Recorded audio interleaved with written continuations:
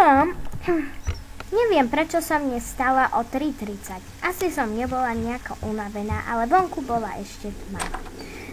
Zobudila som sa na to, že som bola strašne hladná a rozhodla som sa, že si niečo dám. Mamina nebola v posteli a asi šla dať do zberu noviny alebo umyť riad. No, mala som pravdu. Práve dávala do zberu noviny. Aspoň nebude na mňa hučať, prečo nie som v posteli.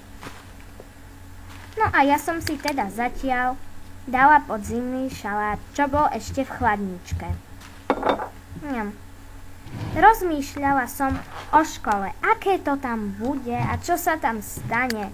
Skoro ma rozbolelo brucho. Nerada na to myslím, keď jem. Dobrý šalát.